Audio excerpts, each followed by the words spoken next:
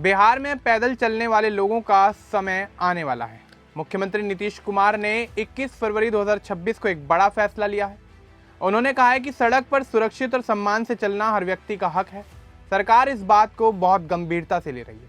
यह फैसला 7 निश्चय 3 योजना के आखिरी हिस्से से जुड़ा है, जिसका नाम है सबका सम्मान जीवन आसान। इसका मतलब है कि राज्य के हर नागरिक की रोज की जिंदगी को आसान और बेहतर बनाना। बिहार में पिछले कुछ सालों में बदलाव बहुत तेजी से आया है। लोग पहले से ज़्यादा कमाते हैं, इसलिए अब हर घर में 2 पहिया या 4 पहिया गाड़ियां आ गई हैं। सड़कें पहले से ज़्यादा व्यस्त हो गई हैं, लेकिन जिनके पास गाड़ी नहीं है वे पैदल चलते हैं।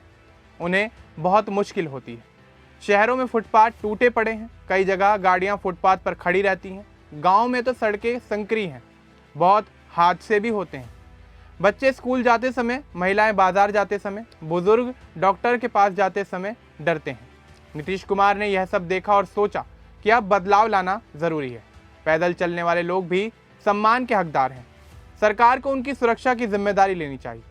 अब आपको बता दें कि दिसंबर 2025 में कैबिनेट ने 7 निश्चय 3 को मंजूरी दी। यह 2025 से 2030 तक चलेगी। इसमें 7 मुख्य वादे हैं। पहला है रोजगार और आय को दोगुना करना। दूसरा, उद्योगों को मजबूत बनाना। तीसरा, कृषि को आगे बढ़ाना। चौथा, शिक्षा को बेहतर करना। पांचवा, स्वास्थ्य सुविधाओं को आसान बनाना। छठा, बुनियादी ढांचे को मजबूत करना। और 7वां और आखिरी वादा है सबका सम्मान जीवन आसान। इसी 7वें वादे के तहत पैदल यात्रियों पर फोकस किया गया है। 20 नवंबर 2025 को नई सरकार बनी। उसके बाद ये कार्यक्रम शुरू हुए। 21 फरवरी 2026 को नीतीश कुमार ने सोशल मीडिया साइट एक्स पर पोस्ट करके परिवहन विभाग को साफ निर्देश दिए और ये फैसला लिया गया क्योंकि बिहार में सड़क हादसे बढ़ रहे हैं। पैदल चलने वाले लोग सबसे ज्यादा प्रभावित होते हैं। वाहन तेजी से बढ़ रहे हैं, लेकिन पैदल वालों के लिए रास्ते नहीं बढ़े। सरकार ने महसूस किया कि विकास तभी पूरा होगा जब हर वर्ग को फायदा हो। पैदल चलना पहला अधिकार है, इसलिए ईज ऑफ लिविंग यानी जीवन को आसान बनाने पर जोर दिया गया है। परिवहन विभाग को 5 मुख्य काम सौंपे गए हैं। पहला, शहरों में भीड़ वाली जगहों को चुनना और वहां फुटपाथ बनवाना। जहां फुटपाथ नहीं है या पुराने हो गए वहां नए और मजबूत फुटपाथ बनेंगे। इससे लोग गाड़ियों से अलग सुरक्षित रास्ते पर चल सकेंगे। दूसरा, जरूरी जगहों पर ज़ेब्रा क्रॉसिंग लगाना। ज़ेब्रा क्रॉसिंग से लोग आसानी से सड़क पार कर सकेंगे, गाड़ियां रुकेंगी और पैदल वाले सुरक्षित गुजरेंगे।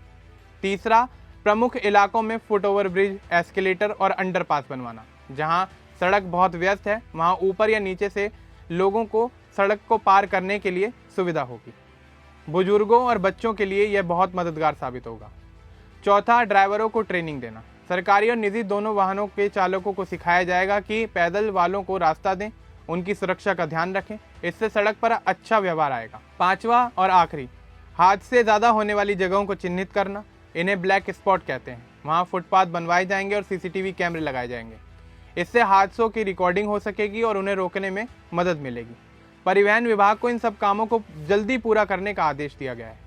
सरकार चाहती है कि जल्द से जल्द ये सुविधाएं लोगों तक पहुंच सकें। 21 फरवरी 2026 को ही नीतीश कुमार ने यह ऐलान किया। उन्होंने सोशल मीडिया साइट एक्स पर विस्तार से लिखा। कई न्यूज़ चैनल और अखबारों ने इसे प्रमुख खबर बनाया। विभाग अब जगहों की लिस्ट बना रहा है। पटना, गया, मुजफ्फरपुर, भागलपुर जैसे बड़े शहरों में पहले काम शुरू होगा। गांव में जहां स्कूल, बाजार, अस्पताल या बाजार के पास सड़कें हैं वहां ज़ेब्रा क्रॉसिंग और फुटपाथ पर ध्यान दिया जाएगा। अभी निर्माण शुरू नहीं हुआ है, लेकिन निर्देश तो मिल चुके हैं। आने वाले हफ्तों में काम चालू होने की उम्मीद है। इस फैसले से बिहार में काफ़ी बदलाव आएगा। सबसे पहले पैदल चलना सुरक्षित हो जाएगा। बच्चे स्कूल जाते समय डरेंगे नहीं। महिलाएं बाजार या काम पर जाते समय बेफिक्र रहेंगी। बुजुर्गों को डॉक्टर या मंदिर तक जाने में आसानी हो जाएगी। हादसे कम होंगे। ब्लैक स्पॉट पर CCTV की नज़रें बनी रहेंगी, इसलिए दुर्घटनाएं घटेंगी। अपराध भी कम होगा क्योंकि कैमरे सब कुछ देखेंगे। ट्रैफिक सुधरेगा।